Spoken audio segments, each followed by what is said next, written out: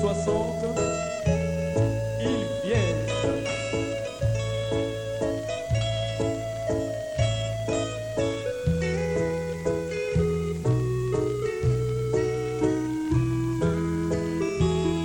Ils viennent de l'Est et d'Ouest, ils viennent de lointains pays, à la fête du roi, manger à sa table, auquel pèlerin béni, contemplant son saint visage, brillant d'éclat divin, participant de sa grâce, comme joyau de sa couronne. Je suis si heureux depuis que Jésus m'a libéré. Il n'y a pas longtemps, j'étais si chargé, son jour est très doux pour moi. Mon âme était plus que lui, mais tout s'est envolé. Maintenant je crie victoire, car Jésus m'a libéré.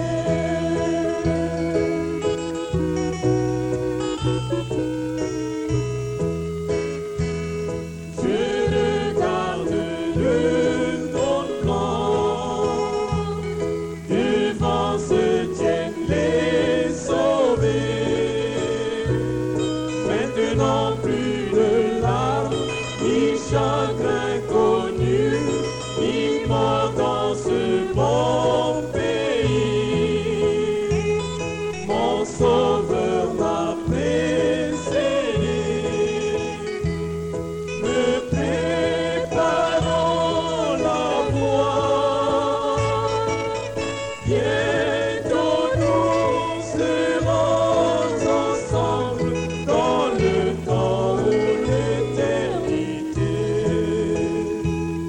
Je suis si heureux depuis que Jésus m'a libéré.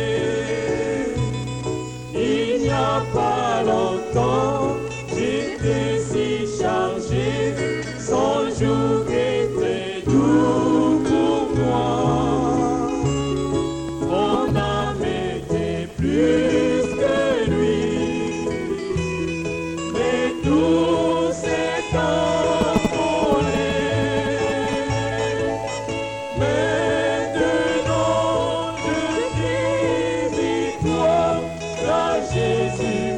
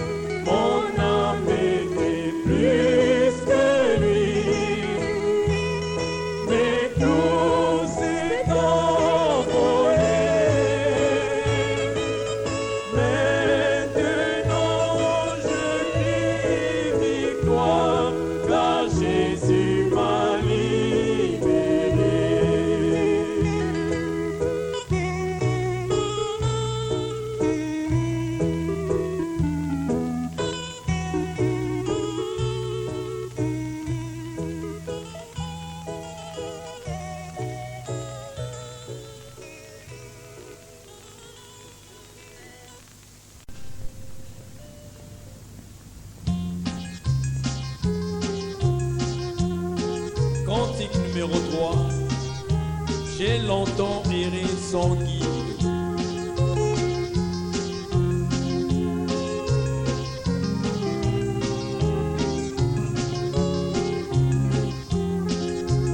J'ai longtemps erré sans guide, altéré de vrai bonheur. Mais hélas, mon cœur avide ne trouvait que la douleur. Où sera la main puissante qui pourra par son effort m'arrêter sur cette pente où déjà je vois la mort?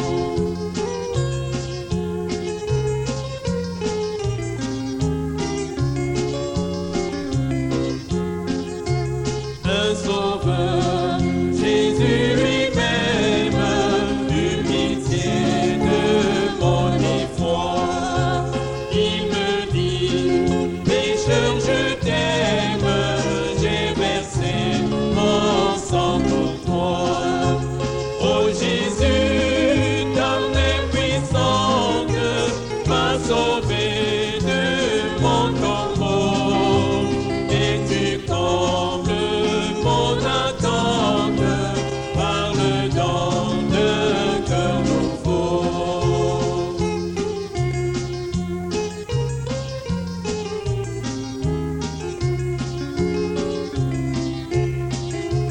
J'ai saisi cette assurance, ce pardon qu'il m'apportait. J'ai livré sans résistance tout mon cœur, il le voulait. Oh Jésus, ta main puissante m'a sauvé de mon tombeau, et tu combles mon attente par le don d'un cœur nouveau.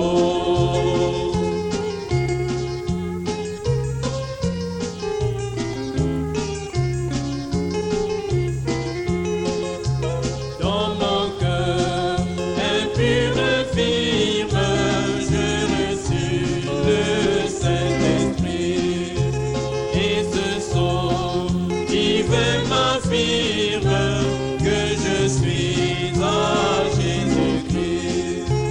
Oh Jésus, ta main puissante m'a sauvé de mon tombeau, et tu combles mon attente par le don d'un cœur nouveau.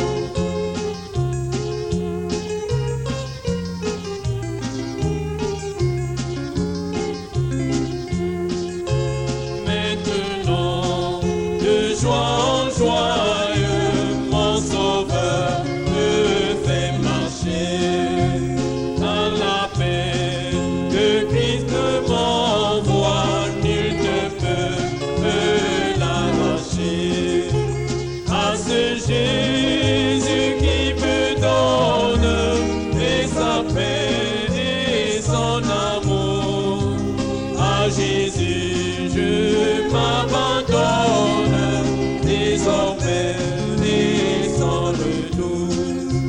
À ce Jésus qui me donne et sa paix et son amour, à Jésus je m'abandonne désormais et sans retour.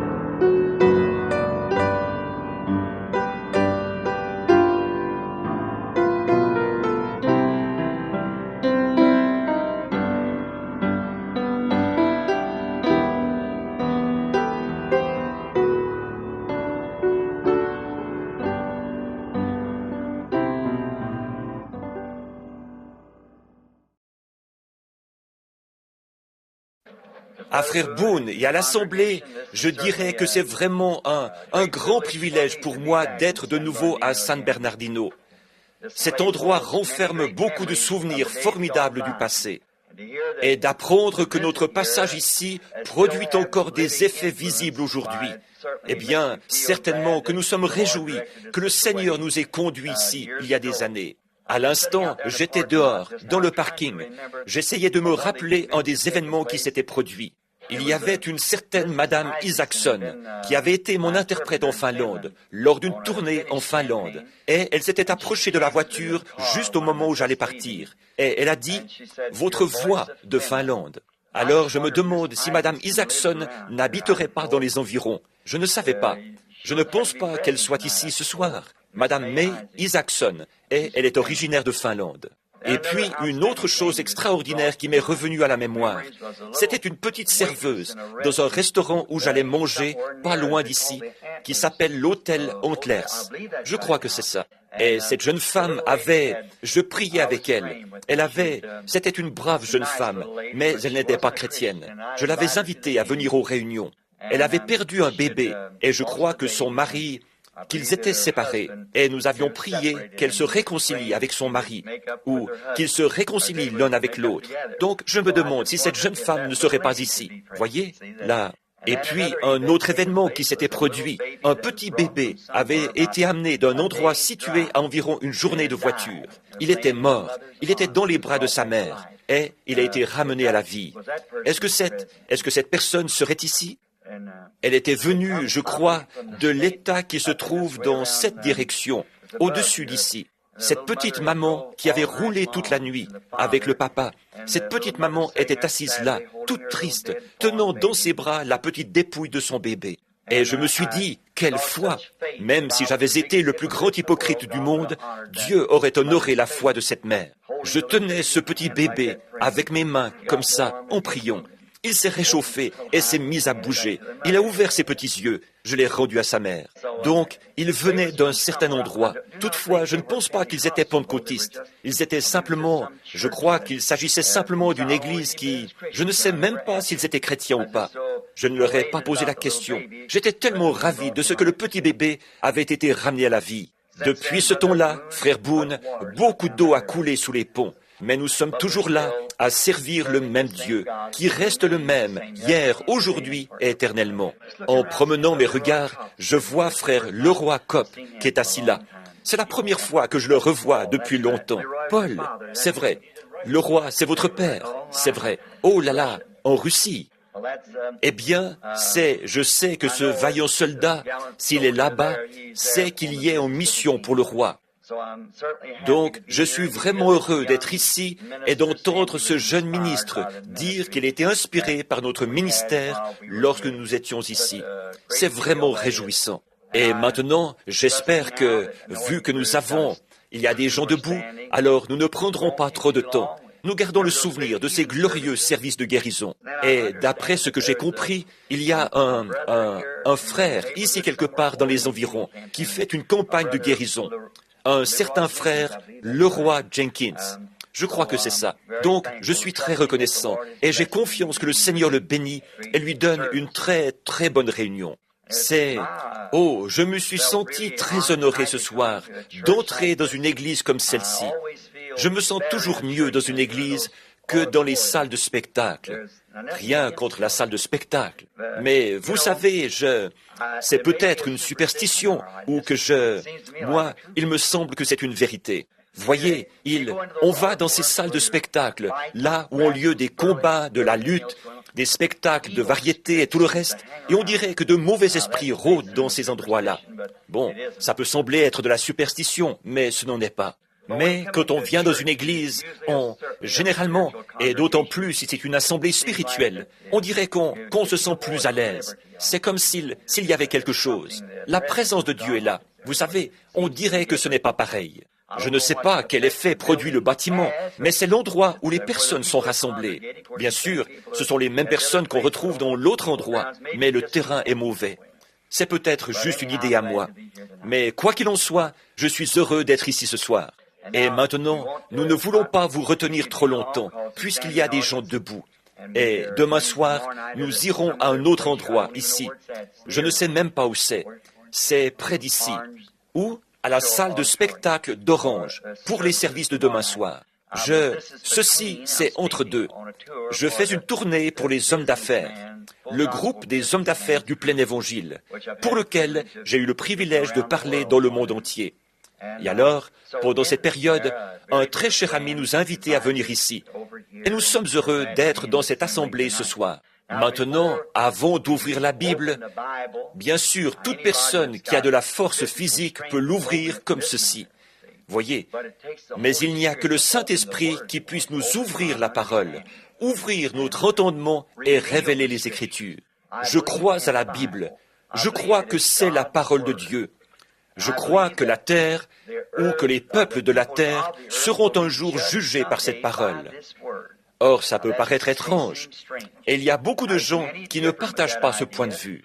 Il n'y a pas longtemps, je parlais à l'un de mes très fidèles amis, qui est catholique. Et il disait, Dieu jugera le monde par l'Église catholique. Si c'est le cas, par quelle Église catholique? Voyez? De même, s'il le juge par l'Église méthodiste, alors qu'adviendra-t-il de l'Église baptiste? Voyez? S'il le juge par l'une, l'autre est perdu. Donc, il y a trop de confusion là-dedans. Mais c'est à elle que nous devons nous reporter pour trouver notre déclaration véridique. Et la Bible dit que Dieu jugera le monde par Jésus-Christ, et il est la parole. Jean 1, au commencement était la parole, et la parole était avec Dieu, et la parole était Dieu, et la parole a été faite chair, et elle a habité parmi nous. Et Hébreux 13, 8 dit, il est le même hier, aujourd'hui et éternellement. Et je crois que c'est la vérité. En effet, je crois Dieu, au commencement, puisqu'il est le Dieu infini, il est limité, ou plutôt infini. Les êtres limités, c'est nous. Sa pensée est de beaucoup supérieure. Alors nous, avec notre petite pensée limitée, nous ne pouvons pas comprendre sa grande sagesse infinie. Mais par conséquent, quand il dit quelque chose, ça peut nous paraître très étrange de l'entendre dire une certaine chose dans l'Écriture, mais cela doit s'accomplir. Je crois que ces paroles ne passeront jamais. Par conséquent, je crois que Dieu, qui sait que nous, avec notre petite pensée limitée, nous ne pouvons pas interpréter sa grande pensée. Il interprète lui-même sa parole. Il n'a pas besoin d'interprète. Il interprète lui-même sa parole en confirmant cette parole en sa saison. Je crois que Dieu, au commencement, que Noé était la parole pour cette époque-là, pour son message. Ensuite, après cela est venu Moïse. Or, Moïse n'aurait pas pu porter la parole de Noé. Il n'aurait pas pu construire un bateau pour les emmener hors d'Égypte en descendant le Nil ou en voguant vers la terre promise ou quelque chose de ce genre. Son message à lui ne marchait pas à l'époque de Noé. C'était la partie de la parole de Dieu qui était confirmée comme étant la vérité par Moïse. Et Jésus non plus n'aurait pas pu avoir la parole de Moïse. Et Luther n'aurait pas pu conserver la parole de l'Église catholique. Wesley, lui, ne pouvait pas conserver la parole de Luther. Les pentecôtistes, eux, ils ne pouvaient pas porter la parole des méthodistes. Voyez, l'Église est en croissance. À chaque âge est assignée une portion de l'Écriture, ici. Alors Dieu, par le Saint-Esprit, révèle sa parole en la manifestant et en la confirmant lui-même, en montrant que c'est sa parole qui s'accomplit à l'époque pour laquelle elle a été promise. C'est ce que Jésus a dit. Il a dit, « Si vous ne pouvez pas me croire, croyez aux œuvres que je fais, car ce sont elles qui rendent témoignage de qui il était. » Vous voyez, si quelqu'un avait connu l'Écriture. Or, il est venu de façon si bizarre, si étrange, que les gens n'ont pas voulu croire en lui, parce que lui, qui était un homme, il se faisait Dieu. Donc, il était Dieu sous une forme. Dieu était en Christ, réconciliant le monde avec lui-même. Et personne ne peut faire ses œuvres si Dieu n'est avec lui. Comme nous le savons, c'est ce que Nicodème a dit, que c'est ce que le Sanhédrin croyait. Or, nous savons que cette parole, s'ils avaient connu la parole, il a dit, si vous aviez connu Moïse, vous m'auriez connu, parce que Moïse a écrit à mon sujet. Et nous nous reportons, s'il s'était reporté à l'Écriture, pour voir ce que devait faire le Messie, alors il l'aurait reconnu au moyen de la confirmation que Dieu, par Christ, était en train de réconcilier le monde avec lui-même et d'accomplir toutes les promesses qui s'appliquaient au Messie, qui devait être accomplie par lui. Jésus a rendu témoignage de cette parole en faisant vivre cette parole pour cette époque-là. Et je crois qu'aujourd'hui, nous vivons la même chose. Dieu qui rend témoignage de sa parole en confirmant ce qu'il a dit qu'il ferait. Or, nous savons que c'est aujourd'hui le jour du salut, où Dieu appelle des hommes à sortir du monde, d'une vie de péché, pour vivre une vie de service. Et au jour où Dieu a répandu son esprit d'en haut, de grands signes et des prodiges doivent accompagner le ministère d'aujourd'hui. C'est le temps où les pluies de la première et de l'arrière-saison tombent ensemble. Et nous savons qu'il doit se produire de grands signes et des prodiges. Et dans beaucoup de grandes dénominations, ceci est rejeté.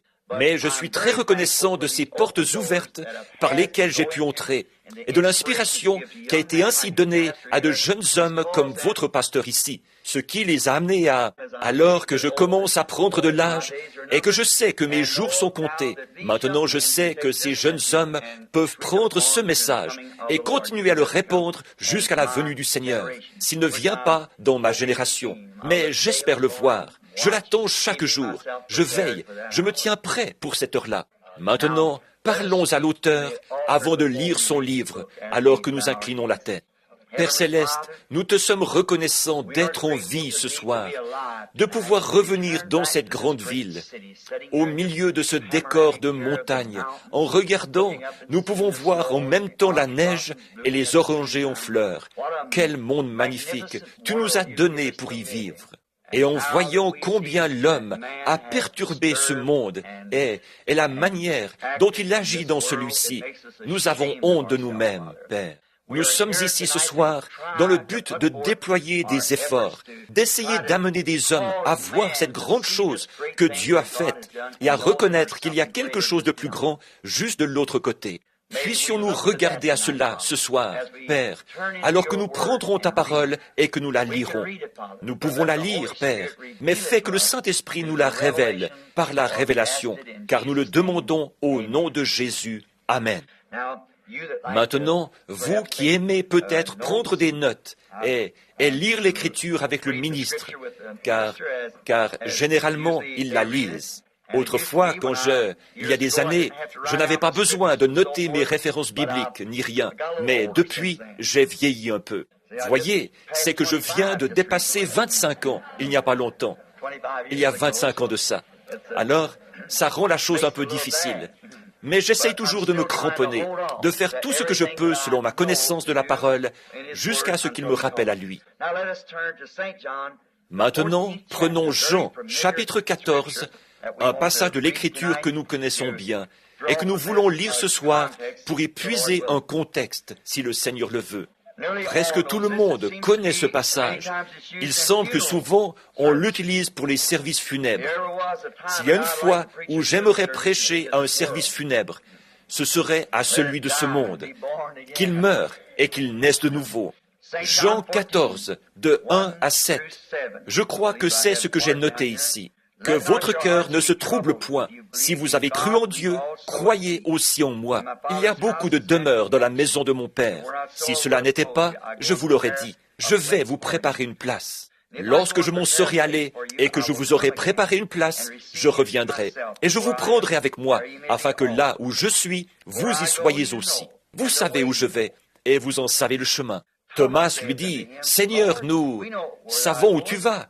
Comment pouvons-nous en savoir le chemin ?» Jésus lui dit, « Je suis le chemin, la vérité et la vie. Nul ne vient au Père que par moi. Si vous me connaissiez, vous connaîtriez aussi mon Père. Et dès maintenant, vous le connaissez et vous l'avez vu. » Que le Seigneur ajoute ses bénédictions à la lecture de sa parole. Nous allons encore nous y référer en cours de route, pendant cette petite leçon que nous aimerions apporter à l'Église. Hier soir, j'étais à Yuma, en Arizona, où j'habite maintenant. La dernière fois que je suis venu ici, j'habitais à Jeffersonville, dans l'Indiana. Maintenant, j'habite l'Arizona, par suite d'une vision qui m'a indiqué d'y aller il y a quelques années. Et c'est là que maintenant, nous avons élu domicile. Je n'ai pas d'église là-bas. Frère Green, notre frère qui est ici avec nous, a fondé un tabernacle, là où l'une des églises des Assemblées de Dieu, celle du centre-ville. Elles ont fusionné. Et je pense qu'ils ont tous rejoint frère Brock et frère Gilmore, laissant cette église inoccupée. Et frère Perry Green du Texas, qui est l'un de nos associés, s'est installé là-bas. Il a pris les locaux. Nous sommes heureux de savoir que frère Green a rouvert cette église qui était fermée. Et hier soir, j'ai prêché à Yuma, chez les hommes d'affaires chrétiens. J'ai parlé sur le sujet de l'enlèvement. Or, c'était peut-être un sujet étrange à traiter parmi un banquet, mais la plupart des gens qui se trouvaient là étaient chrétiens. Et c'est le cas lors de tournées comme celle-ci, ou bien dans une église. Je pourrais dire, bon, combien d'entre vous sont chrétiens? Probablement que toutes les mains se lèveraient. Vous êtes chrétiens. Donc, si nous sommes chrétiens, il me semble qu'il serait bon que nous soyons en quelque sorte prévenus à l'avance. Nous n'avons pas à nous contenter d'hypothèses. Nous sommes prévenus de notre destination. Et c'est de cela que je voudrais parler ce soir. Le sujet sera les choses qui sont à venir. Et vu qu'hier soir, j'ai parlé de l'enlèvement, alors ce soir, je voudrais parler sur ce sujet pour faire le lien avec le message d'hier soir. Donc, il y aura un enlèvement, ça nous le savons. C'est quelque chose qui viendra dans l'avenir. Bon, ici, Jésus parle du fait qu'il est parti nous préparer une place, que votre cœur ne se trouble point. Il s'adressait là à des Juifs. Il disait, « Maintenant, vous avez cru en Dieu, croyez aussi en moi. Comme vous avez cru en Dieu, croyez en moi, parce que je suis le Fils de Dieu. » Voyez? Et Dieu, autrement dit, moi et mon Père, nous sommes un. Mon Père demeure en moi. Et ce que vous voyez faire, me voyez faire, ce n'est pas moi, c'est mon Père qui demeure en moi. C'est lui qui fait les œuvres. Dieu était en Christ, réconciliant le monde avec lui-même. C'était facile pour ces Juifs qui avaient reçu cet enseignement depuis des générations, de croire qu'il existait un grand Dieu surnaturel. Mais de penser que ce Dieu était descendu et qu'il se manifestait à travers la personne de son Fils, Jésus-Christ, que Dieu avait fait sa demeure dans un corps de chair, ça, c'était un peu trop fort pour eux. Ils ne pouvaient pas le comprendre. Mais il disait, « Maintenant, comme vous avez cru en Dieu, croyez aussi en moi, car il y a beaucoup de demeures dans la maison de mon Père, et je vais vous préparer une place. » La vie de Jésus allait bientôt se terminer ici sur terre. Il avait montré aux gens, et il le leur avait prouvé, qu'il était Jéhovah manifesté dans la chair, par les grands signes et les prodiges, et par les références bibliques auxquelles il s'était reporté, où il était question de lui. Et il avait prouvé qu'il était Dieu manifesté. Maintenant, il dit, « Quand vous verrez ma vie se terminer, c'est dans un but qu'elle se terminera, et je m'en vais vous préparer une place, afin que là où je suis, vous y soyez aussi. » Jésus est donc en train de dire à ses disciples que cette vie ne se termine pas à la mort. Or, je disais que ce texte est utilisé pour les services funèbres. Souvenez-vous que la mort se trouve juste devant nous, et nous ne savons pas, peut-être que certains de ceux qui sont dans ce bâtiment ce soir ne ressortiront pas d'ici vivants sur le plan de la vie physique. Voilà à quel point elle est incertaine. Dans 5 minutes, il se peut que des jeunes dans ce bâtiment, des jeunes gens en bonne santé, ne soient plus que des cadavres dans 5 minutes. C'est vrai. D'autre part, il se peut que dans 5 minutes, nous soyons tous dans la gloire.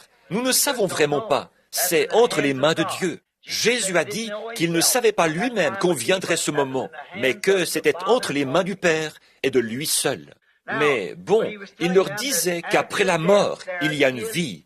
En effet, je m'en vais préparer une place, et ce, afin de les accueillir, ce qui montre que, c'est ce qu'il leur disait, qu'il y a une vie après que cette vie-ci est terminée.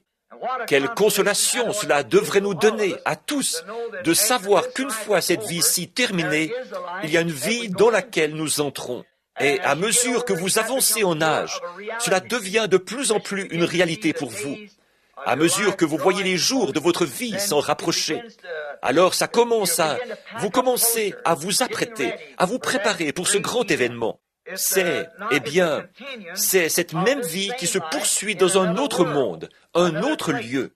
Votre naissance ici a été programmée à l'avance. Je pense que vous croyez cela. Chacun de vous le sait. Notre naissance a été programmée à l'avance. Saviez-vous que le fait que vous soyez ici n'est pas simplement le fruit d'un mythe ou d'une idée? Tout a été entièrement programmé à l'avance par Dieu, avant la fondation du monde, que vous seriez ici. Le Dieu infini savait, pour être infini, il devait connaître chaque puce qu'il y aurait un jour sur terre, et savoir combien de fois elle clignerait des yeux. C'est ça, être infini. Voyez, vous, notre petite pensée ne peut pas saisir le sens de infini. Le Dieu infini, il savait toutes choses. Par conséquent, il n'y a rien qui va de travers. Si nous connaissons la parole de Dieu, nous savons où nous vivons. Nous savons en quelle heure nous vivons. Nous savons ce qu'il y a devant nous. Nous voyons ce que nous avons déjà traversé. Et le livre de Dieu est la révélation de Jésus-Christ. Ses œuvres au cours des âges passés, jusqu'au livre de l'Apocalypse, et puis ses promesses qui doivent encore se réaliser. Alors, toutes ces promesses sont vraies. Dieu ne peut pas prononcer une seule parole sans qu'elle se confirme. Chaque parole qu'il prononce doit s'accomplir. Avant la fondation du monde, il y a des gens qui confondent les faits. Dans la Genèse, là, quand ils disent « Dieu se répète », non, c'est vous qui comprenez mal, c'est tout. Voyez, Dieu, au commencement, il a dit « Qu'il y ait, qu'il y ait, qu'il y ait ». Le monde n'était que ténèbres, dans un chaos. Même quand il a dit « Que la lumière soit », il s'est peut-être écoulé des centaines d'années avant que la lumière apparaisse. Mais une fois qu'il a prononcé la chose, elle doit s'accomplir. Il faut qu'il en soit ainsi, voyez? Et il a prononcé sa parole. Ses semences étaient sous l'eau. Quand il a asséché la terre, alors les semences ont germé. Ce qu'il dit doit s'accomplir. Il a dit, à travers les prophètes, j'en ai parlé hier soir, prenons par exemple Ésaïe. Il a dit, une vierge concevra. Qui aurait pensé qu'un homme qui était bien considéré parmi les gens puisse dire une parole comme celle-là? Une vierge concevra. Mais parce un prophète est un réflecteur, il reflète Dieu. Il est fait de telle façon qu'il ne peut pas prononcer ses propres paroles. Il faut que ce soit les paroles de Dieu qu'il prononce. Il est comme un réflecteur, et il est le porte-parole de Dieu. Et donc, il a dit, une vierge concevra. Il ne pouvait probablement pas comprendre ça.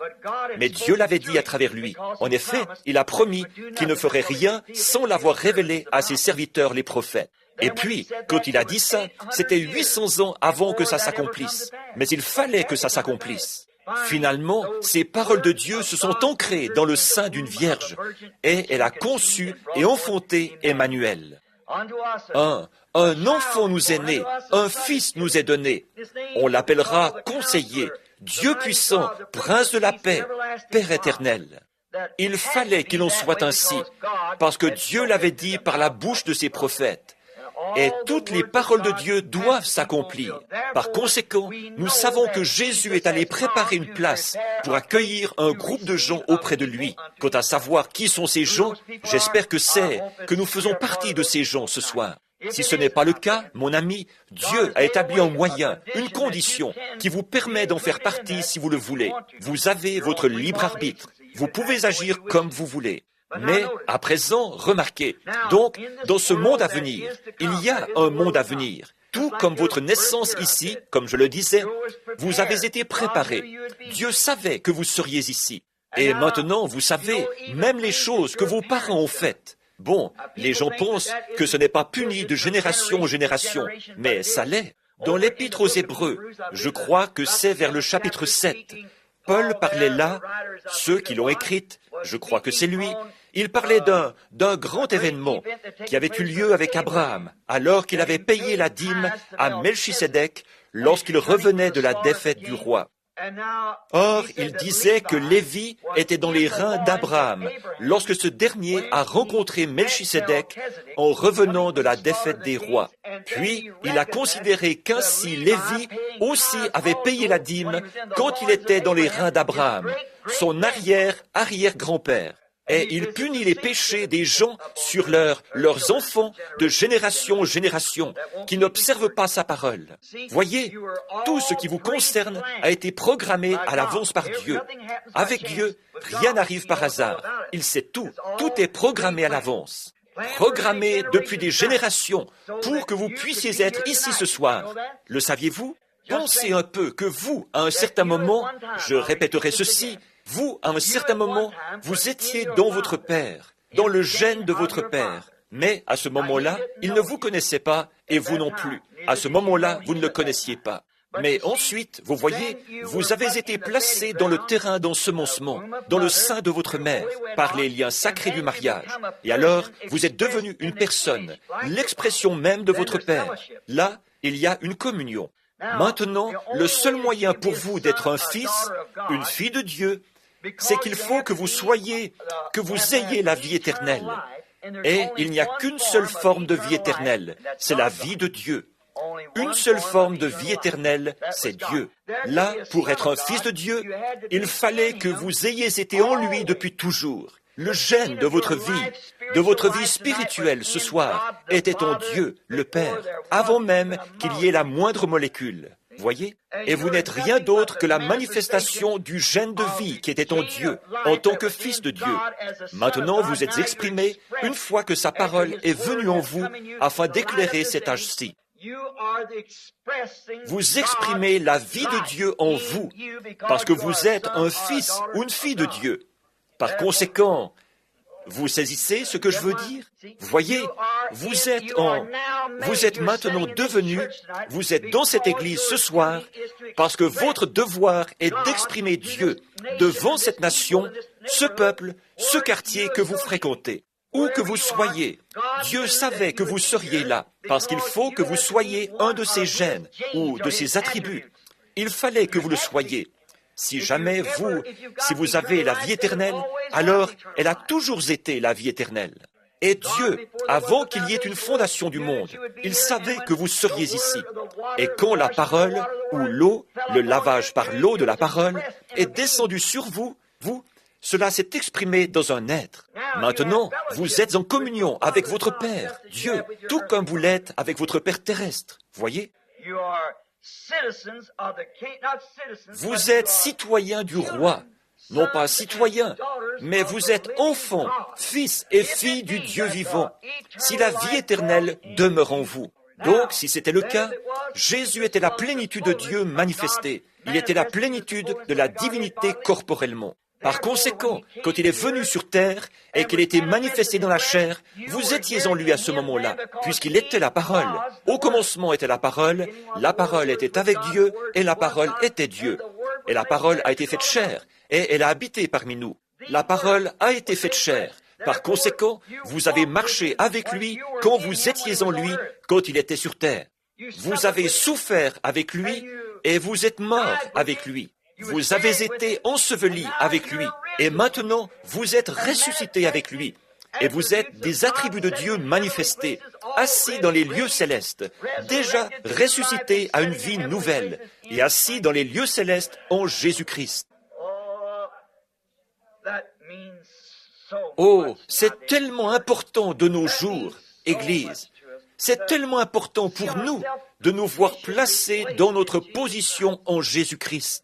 Or, si nous sommes ces attributs de Dieu, nous ne pouvons pas aligner notre vie sur des credos. Nous ne pouvons pas aligner notre vie sur le système des dénominations. Nous devons aligner notre vie sur la parole, parce que l'épouse est une partie de l'époux, tout comme la femme est une partie de son mari. Par conséquent, nous devons être cette épouse parole. Et cette épouse parole, qu'est-ce que c'est? La manifestation de cette heure-ci, l'épouse, non pas un credo ou une dénomination, mais un oracle vivant de Dieu, un attribut vivant de Dieu, présentant au monde les attributs de Dieu, sous forme de l'épouse, qui doit être exprimée en cette heure où nous vivons maintenant. Martin Luther ne pouvait pas exprimer les attributs que nous exprimons, parce que c'était le commencement, la résurrection, comme pour le grain de blé qui a été mis en terre. Bon, nous allons encore citer ceci. Vous avez probablement lu le livre de cet Allemand qui se moquait de moi et qui disait que j'étais le plus fanatique des fanatiques. Il était absolument opposé à tout ce qui s'appelle Dieu et il s'est même moqué de Dieu. Il a dit, un Dieu capable d'ouvrir la mer Rouge, et il a dit, de faire sortir son peuple, et il est resté assis là, les mains croisées sur son ventre, il a laissé, pendant l'âge des ténèbres, tous ces gens mourir et souffrir, ces petits-enfants se faire manger par les lions. Vous voyez, tout le programme, toute l'Église est bâtie sur la révélation divine. Jésus a dit dans Matthieu au chapitre 16, « Ce ne sont pas la chair et le sang qui t'ont révélé ceci, mais c'est mon Père qui est dans les cieux qui te l'a révélé. » Qu'est-ce que c'était? Une révélation de qui il était. Et sur cette pierre, je bâtirai mon église, et les portes du séjour des morts ne peuvent prévaloir contre elle. Voyez? La révélation de Jésus-Christ en cette heure-ci, pas ce qu'il était à une autre époque, ce qu'il était maintenant, ce que la Bible exprime, c'est une croissance dans l'épouse jusqu'à parvenir à la pleine stature. Donc, si le grain de blé de Christ a dû tomber en terre, l'épouse aussi a dû tomber en terre pendant l'âge des ténèbres. Tout grain qui a été mis en terre doit mourir, sans quoi il ne peut pas se produire, se reproduire. Et cette glorieuse Église qu'il a établie le jour de la Pentecôte, en envoyant le Saint-Esprit, a dû souffrir le martyre, être enterrée, mise en terre pendant l'âge des ténèbres, afin de reparaître dans l'âge de Luther et de se développer jusqu'à parvenir à la pleine stature de l'épouse de Jésus-Christ de ce dernier jour. Voyez, il n'y a pas moyen. Donc l'épouse apparaîtra dans l'enlèvement. Et tout cela a été programmé à l'avance par Dieu. Tout a été prévu.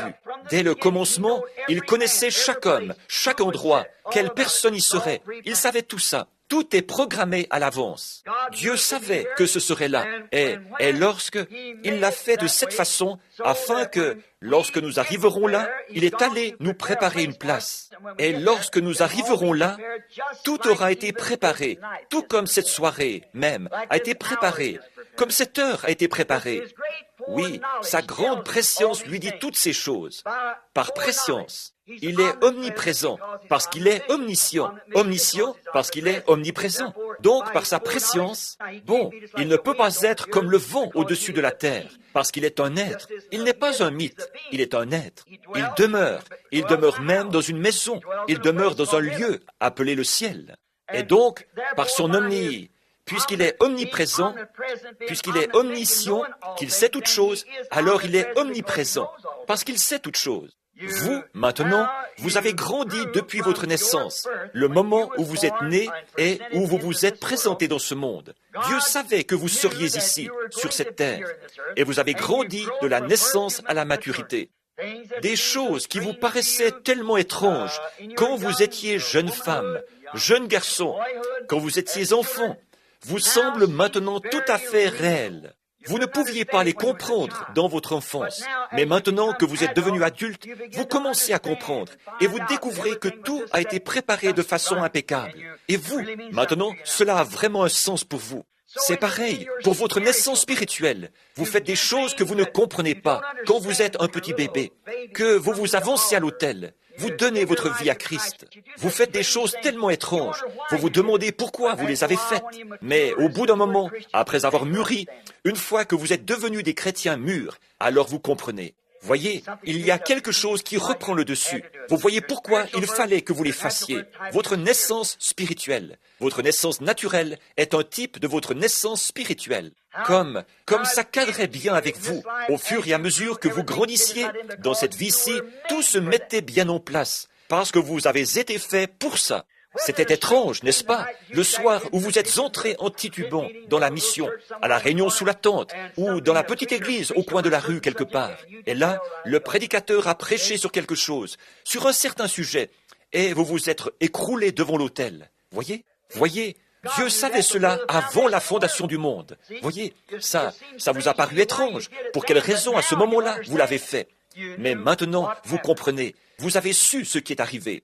Tout cela cadre si bien avec vous dans cette vie-ci, et il en sera de même dans la vie à venir. Ce monde et sa vie semblent avancer au fur et à mesure que vous mûrissez. Tout semble progresser avec vous. Je ne crois pas qu'une personne soit ici juste par hasard. Maintenant, pensez un peu. Quand vous êtes venu au monde, tout devait être préparé au préalable pour vous, ou plutôt préparé à l'avance pour vous. J'ai de la peine à comprendre comment nous pourrions penser qu'un Dieu capable de préparer toutes ces bonnes choses pour nous, que nous ne puissions pas mettre notre confiance en lui. Car s'il nous a amenés ici, dans le chaos où nous sommes maintenant, et qu'il a préparé pour nous les bonnes choses de la vie ici, à combien plus forte raison pouvons-nous lui faire confiance pour la préparation des choses à venir? Vous voyez, des choses éternelles. Ça paraît, comme je dis, très étrange. Et je ne pense pas que le ciel soit un lieu tel que ma mère me le décrivait. Je crois que l'Église a dépassé ce stade-là. De penser, avant, il y a 100 ou 200 ans, il me semble que les gens d'autrefois pensaient que tous ceux qui mouraient allaient au ciel, qu'ils avaient une harpe et qu'ils s'asseyaient là-haut sur les nuages et qu'ils jouaient de la harpe. Ils savaient qu'il existait un lieu appelé le ciel, mais s'il en était ainsi, tous les musiciens auraient un avantage sur nous, vous voyez. Mais ce n'est pas un lieu comme ça. Il ne s'agit pas de jouer de la harpe, pas du tout. Ne crois pas que la Bible enseigne cela. Mais c'était une conception qu'ils avaient avant que la plénitude de la parole voie le jour, ou l'ouverture des 7 sceaux qui nous a été promise pour cet âge-ci, et grâce à laquelle nous comprenons maintenant. Je crois que le ciel est un lieu réel, au même titre que ceci est un lieu réel. Vous voyez, car Dieu nous a fait commencer notre croissance spirituelle dans ce lieu-ci. Et je crois que le ciel est un lieu tout aussi réel que celui-ci, un lieu où nous n'allons pas rester assis là pour l'éternité, rester simplement assis là sur un nuage. Nous n'allons pas gratter notre harpe pendant tout le temps, désormais et pour toujours. Mais nous allons dans un lieu réel, où nous ferons des choses, où nous vivrons, nous travaillerons, nous nous réjouirons, nous vivrons. Nous allons vers la vie, vers une vie éternelle réelle. Nous allons vers un ciel, un paradis. Tout comme Adam et Ève travaillaient, vivaient, mangeaient, se réjouissaient dans le jardin d'Éden avant l'entrée du péché. Nous sommes en route pour retourner là-bas. C'est vrai, y retourner. Le premier Adam, par le péché, nous en a fait sortir. Le second Adam, par la justice, nous y ramène. Il nous justifie et nous y ramène. Maintenant, vous qui recevez les bandes, ce message de la justification, je voudrais que vous le receviez. Vous recevez effectivement les bandes, alors je voudrais que vous procuriez celle-là. J'en ai parlé il y a quelque temps. Regardez vos parents terrestres. Avant que vous arriviez ici, avant de savoir que vous arriviez, ils ont préparé votre venue. Maintenant, pensez un peu à ça. Vos parents terrestres. Et un parent terrestre n'est qu'un type d'un parent céleste. Si nous savons donner de bonnes choses à nos enfants, à combien plus forte raison votre Père céleste sera-t-il donné de bonnes choses à ses enfants? Ce sont les paroles de Jésus. Voyez, ils ont préparé votre venue. Ils ont fait un petit berceau où ils sont allés chercher des petits chaussons et des petits vêtements et tout. Ils ont tout préparé pour votre arrivée. Tout préparé avant même que vous veniez sur terre. Jésus est allé préparer notre venue là-bas. Maintenant, remarquez, il y a beaucoup de demeures dans la maison de mon Père. Ou bien, mon intention n'est pas d'ajouter à la parole ou d'en retrancher quelque chose, parce que nous ne devons pas faire ça. Dans Apocalypse 22, il est dit, « Quiconque y ajoutera une parole ou en retranchera une parole. » Mais je vais présenter ceci, pas pour faire un ajout, mais juste pour éclaircir un point. Il y a beaucoup de sortes de demeures dans la maison de mon Père. Je ne crois pas que, quand nous arriverons au ciel, que nous aurons tous exactement la même apparence. Je ne crois pas que toutes les femmes seront blondes ou brunes ou de petite taille ou que tous seront grands ou que tous seront des géants. Je crois que Dieu est un Dieu de variété. Ce monde en est la preuve. Il y a placé de grandes montagnes et de petites montagnes. Il y a placé des plaines. Il y a placé des déserts. Il y a placé différentes choses parce qu'il l'a créé comme il le voulait. Et il a fait les saisons, l'été, l'hiver, le printemps, l'automne. Il a fait les saisons. Ça montre qu'il est un Dieu de variété. Il vous a fait différents les uns des autres. Certains hommes sont très fanfarons, certains sont très dogmatiques, d'autres sont bien, d'autres sont gentils. On trouve vraiment toutes sortes de gens dans son royaume. Voyez, regardez Saint Pierre et jugez-le par rapport à André. Voyez, André, c'est ce soldat de la prière qui restait là constamment sur ses genoux. Et l'apôtre Pierre était un de ces tisons qui prêchaient avec feu et ainsi de suite. Et Paul, lui, était plutôt du genre érudit, plus comme le prophète ou quelque chose comme ça. Il prenait du recul. Et vous voyez, Moïse a écrit les 4 premiers livres de l'Ancien. En fait, il a écrit l'Ancien Testament. Le reste, c'était les lois, les rois, les psaumes et ainsi de suite, et ce que quelqu'un a écrit à propos des prophètes. Mais Moïse a écrit les lois, les 4 premiers livres de la Bible, Genèse, Exode, Lévitique et Deutéronome. Et Paul, lui, a écrit le Nouveau Testament, c'est vrai. Matthieu, Marc, Luc et Jean ont écrit les actes qui s'étaient produits et tout. Mais Paul a fait la distinction entre la loi et la grâce, et il a mis ces choses à leur place. Voyez, c'est lui qui a écrit le Nouveau Testament. Il nous a donné les écrits du Nouveau Testament. Il a mis en ordre la parole de Dieu. Maintenant, remarquez, beaucoup de demeures, beaucoup de sortes de demeures, comme beaucoup de sortes de collines, comme beaucoup de sortes de rivières, de sources, de lacs. Ils étaient déjà là quand vous êtes arrivés, parce que la bonté de votre Père céleste les a placés ici. En effet, certains hommes aiment les montagnes. Certaines personnes aiment les étendues d'eau. Certaines aiment les déserts. Donc, vous voyez, votre venue, il connaissait votre nature et ce que vous seriez. Alors, il a fait les choses précisément de façon à ce que vous puissiez y trouver du plaisir. Oh, je trouve qu'il est un Père merveilleux, vous voyez, lorsqu'on sait qu'il a fait les choses ainsi. Je suis content qu'il ait fait les montagnes. Moi, j'aime les montagnes. J'aime ça. Alors que les autres, eux, oh, je déteste. Oh, il doit avoir vidé là son auge à mortier. Eh bien, il l'a vidé pour que je puisse y trouver du plaisir. Vous voyez? Vous direz donc, moi, j'aime les plaines, où je peux voir très loin. Eh bien, voilà deux natures différentes. Et nous sommes tous les deux chrétiens. Mais le Père savait que vous seriez ici, et il a tout préparé pour vous avant que vous arriviez ici. Amen. À votre première venue ici, quand vous êtes arrivés ici, il avait déjà préparé ça pour vous. N'est-ce pas merveilleux de penser à ce qu'il a fait? Bon, mais souvenez-vous, là, que ces choses ne sont que des dons temporels, des types. Or, nous savons que Moïse, lorsqu'il a construit le tabernacle dans le désert, ou qu'il l'a préparé, il a dit qu'il avait tout fait selon l'ordre de ce qu'il avait vu au ciel. Voyez, donc les choses terrestres ne font qu'exprimer ce que sont les choses éternelles. Et si cette terre où nous vivons aujourd'hui est si magnifique, et que nous l'aimons tant, nous aimons y vivre, en respirer l'air, voir les fleurs et tout. Si celle-ci est l'expression, celle qui meurt ne fait qu'exprimer celle qui est éternelle. Quand vous voyez un arbre qui lutte, qui tire, qui essaie de vivre, ça veut dire qu'il y a un arbre quelque part qui n'a pas besoin de faire ça. Quand vous voyez un homme ici qui lutte pour vivre, quelqu'un à l'hôpital, ou sur un lit de maladie, ou dans un accident, qui lutte, et que le râle de la mort est dans sa gorge, il se démène, il pleure, il hurle, car il veut vivre. Qu'est-ce que ça veut dire? Qu'il y a un lieu quelque part, qu'il y a un corps qui ne lutte pas et qui ne hurle pas pour ça. Voyez, il ne le fait tout simplement pas. Bon, ces choses, ce sont des dons temporels qui nous sont faits et qui ne font qu'exprimer qu'il y en a un quelque part qui est éternel. Voilà ce que Jésus est parti préparer pour nous, celui qui est éternel. Donc, ils ne font qu'exprimer qu'il y en a un autre de la même espèce, qui est plus grand, parce qu'ils sont de la même espèce.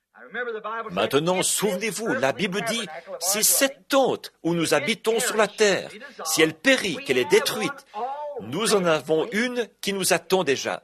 Exactement comme le petit bébé, ses petits muscles à l'intérieur de la maman se contractent et se tortillent. Mais juste, voyez, et vous remarquerez une femme, même si elle est vraiment très méchante, mais quand elle devient mère, peu avant la naissance de son bébé, cette femme sera toute douce. Approchez-vous d'elle, vous remarquerez toujours quelque chose. Elle est plus tendre. Pourquoi? C'est qu'il y a un petit esprit angélique qui attend de recevoir ce corps naturel. Aussitôt qu'il naît, le souffle de vie entre en lui. Dieu l'insuffle en lui, et il devient une âme vivante. Donc, dès que le bébé naît, alors le corps spirituel est là pour le recevoir. Et alors, quand ce corps descend en terre, ici, comme le bébé qui descend, il y a de même un corps immortel qui attend pour recevoir de nouveau en lui l'esprit. Oh, comme c'est grand! Nous sommes maintenant en Jésus-Christ. Amen. Des bébés, des petits-enfants en Christ, des enfants de Dieu, attendons la pleine délivrance à la venue de notre Seigneur Jésus, qui nous prendra avec lui, quand le corps, ce corps mortel, revêtira l'immortalité. L'image, toutes ces choses qu'il a faites expriment les choses qui sont à venir.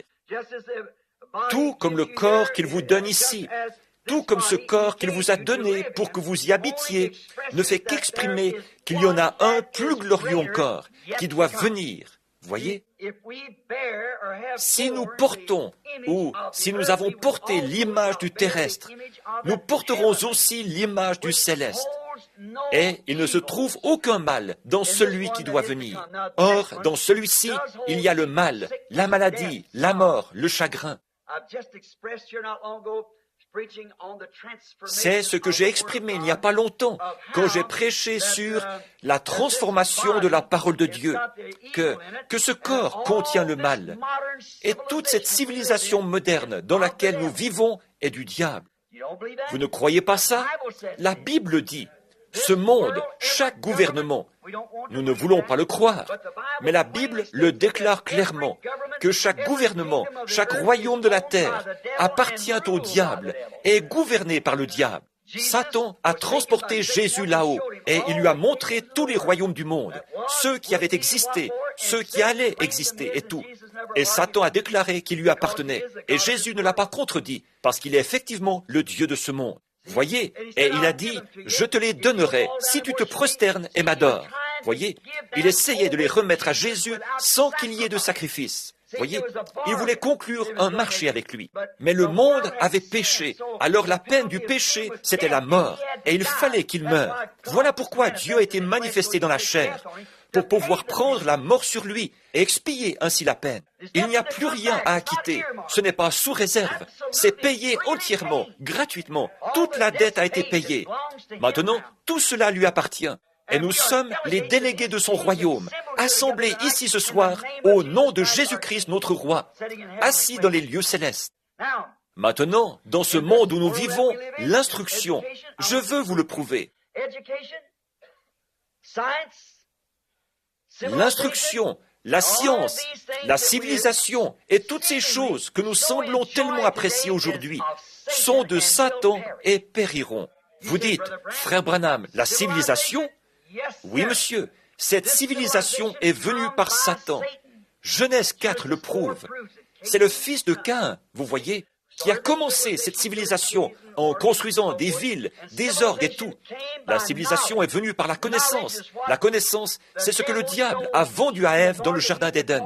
Et c'est ça qui l'a entravé, amené à transgresser le commandement de Dieu. Donc, il y aura une civilisation dans le monde où nous allons, mais ce ne sera pas une civilisation comme celle-ci, car dans cette civilisation-ci, nous avons la maladie, le chagrin, la convoitise, la mort. Tout dans cette civilisation va de travers. Mais dans cette civilisation-là, il n'y aura aucune de ces choses. Nous n'aurons pas besoin de la science. D'ailleurs, la science est une perversion de l'original. Voyez, vous dissociez une molécule pour fissionner des atomes et faire telle chose, pour vous faire sauter.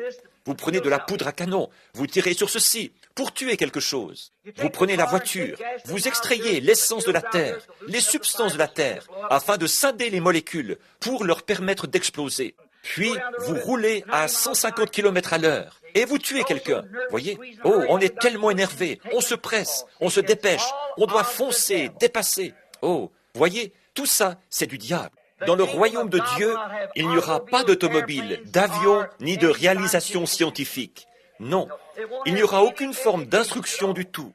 Il y aura une instruction tellement supérieure à celle-ci qu'on ne pensera même plus à celle-ci. Voyez, l'instruction, la civilisation et tout ceci, ça vient de Satan. Maintenant, vous me direz, frère Branham, pourquoi lisez-vous alors? Vous voyez, c'est comme de demander pourquoi je porte des vêtements maintenant. Dans la civilisation qui devait venir, celle qu'il y avait au début, ils n'avaient pas besoin de vêtements. Ils étaient voilés. Ils n'avaient aucune raison de porter des vêtements, parce qu'ils ne savaient pas qu'ils étaient nus. Maintenant, il se trouve qu'à l'heure actuelle, étant donné que nous savons que nous sommes nus et que le péché habite ici, alors nous devons porter des vêtements. Mais il n'en était pas ainsi au commencement. Il n'y avait pas de péché. Voyez? Or, c'est pareil pour ce qui est de la civilisation. Tout à fait. Nous lisons, nous écrivons, nous faisons ces choses, mais ne vous adaptez surtout pas à cela. N'en faites jamais votre Dieu, parce que ça, c'est le Dieu du communisme. Voyez? Ça ne vient pas de Jésus-Christ. Jésus-Christ se reçoit par la foi, pas par ce que vous pouvez prouver scientifiquement, mais par ce que vous croyez. Ce soir, dans ce bâtiment, je ne peux pas vous prouver scientifiquement que Dieu existe, mais pourtant, je sais qu'il est ici. Mais c'est ma foi qui le confirme. Abraham n'aurait pas pu vous prouver scientifiquement qu'il allait avoir un bébé de cette femme, alors qu'elle avait près de 100 ans. Mais sa foi l'a confirmé. Voyez, il n'avait pas besoin de preuves scientifiques. Eh bien, le médecin aurait dit, Ce vieux bonhomme est fou. Il raconte autour de lui qu'il va avoir un bébé de cette femme. Il a 100 ans et elle, 90. Mais vous voyez, Dieu l'avait dit. Alors, on n'a pas besoin de la science. On a besoin de la foi pour croire la parole de Dieu, pas de la science. Donc, nos écoles et tout, c'est une aberration. En effet, Dieu n'a jamais dit « Allez et construisez des écoles », ni même « Ayez des instituts bibliques ». Le saviez-vous? Il a dit « Prêchez la parole ». C'est tout à fait vrai.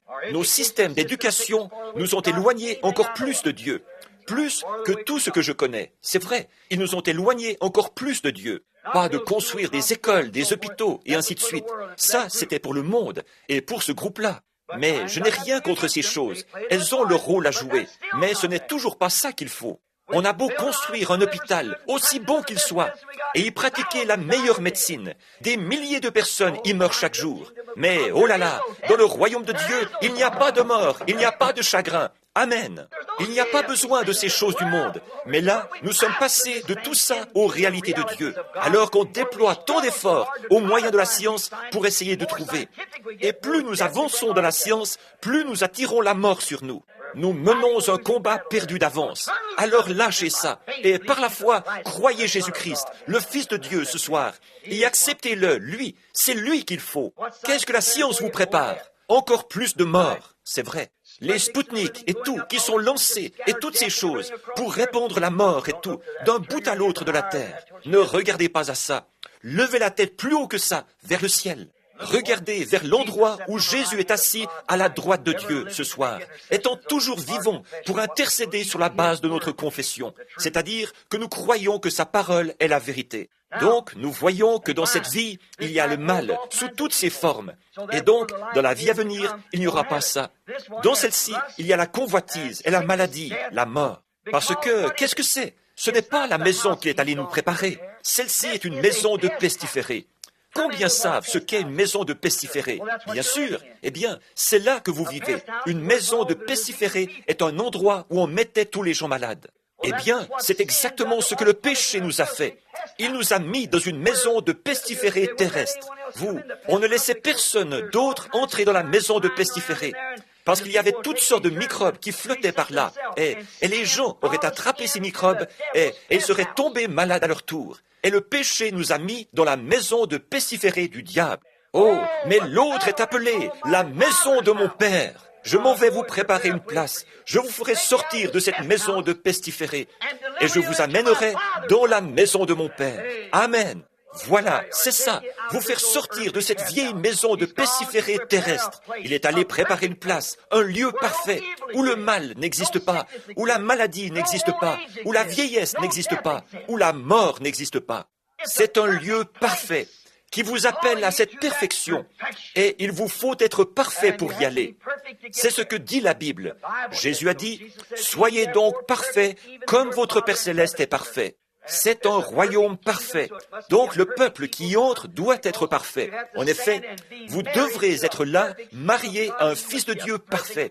Alors, vous devez être une épouse parfaite. Donc, comment allez-vous y arriver autrement que par la parole parfaite de Dieu, c'est-à-dire les eaux de séparation qui nous lavent de nos péchés? Amen. C'est vrai. Le sang de Jésus-Christ. Pensez un peu. La parole sanglante, ruisselante. Amen. Le sang, la parole de Dieu qui saigne pour laver l'épouse dans ce sang. Amen. Oui, monsieur. Elle est parfaite, vierge, pure. Elle n'a même jamais péché. Amen. Elle a été prise au piège là-dedans. Voyez? Voilà la maison du Père qu'il est allé préparer. Celle-ci est venue par le sexe, à cause de la chute, et elle devra tomber avec la chute. On aura beau rafistoler cette vieille chose, elle va tomber de toute manière.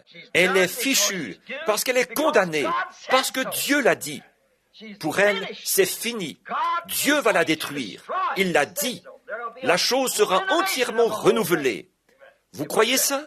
Au commencement, à la naissance du monde, quand Dieu a d'abord retiré les eaux de la terre, comme il l'a fait pour les eaux dans le sein de la mer, un monde est né, oui, et les peuples ont commencé à y vivre après que Dieu les y a placés. Et là, ils se sont mis à pécher, et il a été baptisé par immersion à l'époque de Noé. Ensuite, il a été sanctifié par le sang du Créateur qui a coulé sur lui. Et maintenant, c'est de cette manière que vous êtes venus, par la justification, en croyant Dieu. Vous avez été baptisés en vue du repentir, ou est pour la rémission de vos péchés. Vous avez confessé vos péchés devant Dieu, et il vous les a pardonnés. Et vous avez été baptisés pour montrer que vous avez été pardonnés. Vous avez confessé aux gens et montré au monde que vous croyez que Jésus-Christ est mort pour vous. Et vous, il a pris votre place, et maintenant, vous êtes à sa place à lui. Il est devenu vous pour que vous puissiez devenir lui. Ensuite, la puissance de sanctification de Dieu a purifié votre vie et en a ôté toutes les habitudes. Avant, vous fumiez, vous buviez, vous faisiez des choses qui ne sont pas bien. Vous disiez des mensonges et tout. Alors, la puissance de sanctification du sang de Jésus-Christ entre dans votre vie et ôte de vous toutes ces choses. S'il vous arrive de dire quelque chose qui n'est pas faux, vous vous dépêchez de dire, un instant, pardonne-moi, je ne voulais pas le dire comme ça. Voyez, le diable avait préparé là un piège, mais si vous êtes un vrai chrétien, vous avez la grâce qu'il faut pour vous reprendre, dire « j'ai eu tort ». Oui, et donc, maintenant la chose suivante que vous avez reçue, c'est le baptême du Saint-Esprit et de feu. Or Dieu, une fois que ce millénium sera terminé, Dieu va donner au monde un baptême de feu. Ça va faire tout exploser. Les cieux et la terre seront en feu. C'est ce que Pierre a dit. Cette chose aura un baptême de feu. Elle sera entièrement renouvelée. Et alors, il y aura de nouveaux cieux et une nouvelle terre. C'est là où la justice habitera.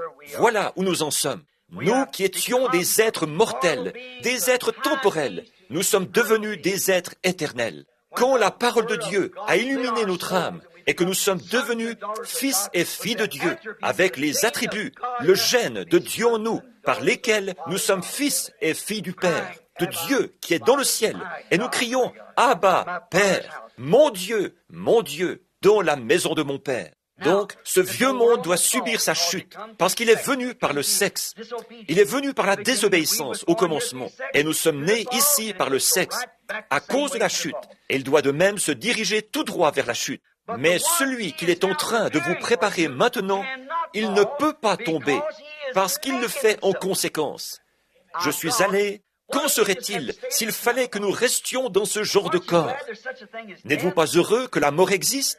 C'est étrange, n'est-ce pas? Mais bon, disons par exemple, il y a quelques années, j'étais un petit garçon, et maintenant je suis un homme d'âge mûr. J'ai un ami assis juste là, Monsieur Dow, qui a eu 93 ans il y a quelques jours. Regardez-le maintenant. Dans 40 ou 45 ans, ce serait moi. Maintenant, rajoutez-lui encore 40 ans. Vous iriez où? La seule. Je suis content qu'il y ait quelque chose pour nous faire sortir de cette maison de pestiférés. Il y a une porte ouverte. Elle s'appelle la mort. Jésus se tient à cette porte. Amen. Il me guidera pour traverser le fleuve. Il me fera franchir cette porte. Il y a une grande porte là-bas qui s'appelle la mort. Et à chaque battement de cœur, vous vous en rapprochez d'un battement.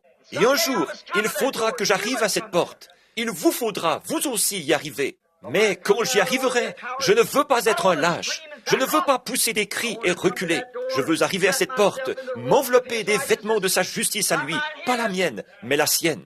C'est ce qui me fait savoir que je le connais dans la puissance de sa résurrection. Alors, quand il appellera, je sortirai d'entre les morts pour être avec lui, libéré de cette maison de pestiférés.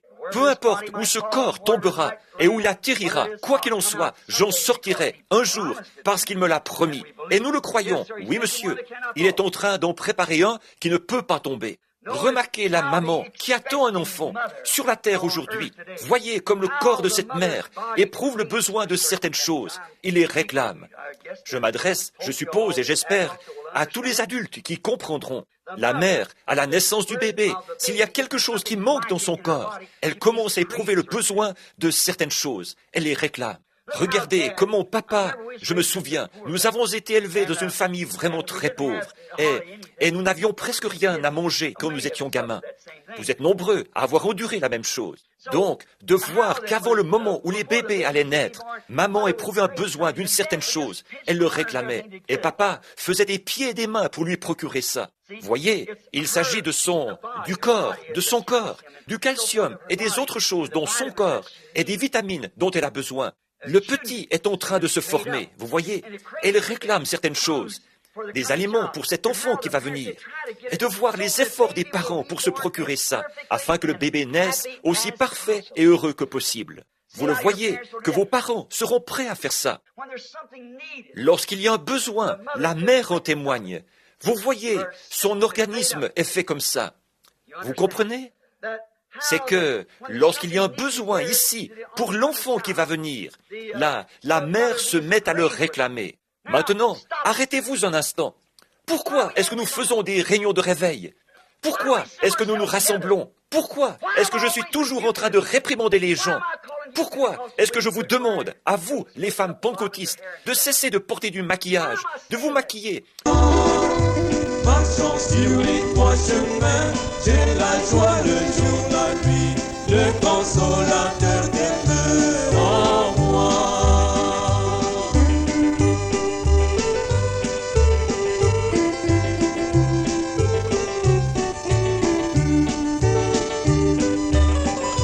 Je vivais dans le péché, n'ayant point de paix en moi, jusqu'au jour où je comprends Jésus mourut. Puis je tombais à ses pieds et d'une douce pleine remplie, le consolateur demeure en moi. Il demeure, il demeure, il demeure, il demeure. Alléluia, il demeure en moi. Marchant sur les trois chemins, j'ai la joie le jour, la nuit, le consolateur demeure en moi.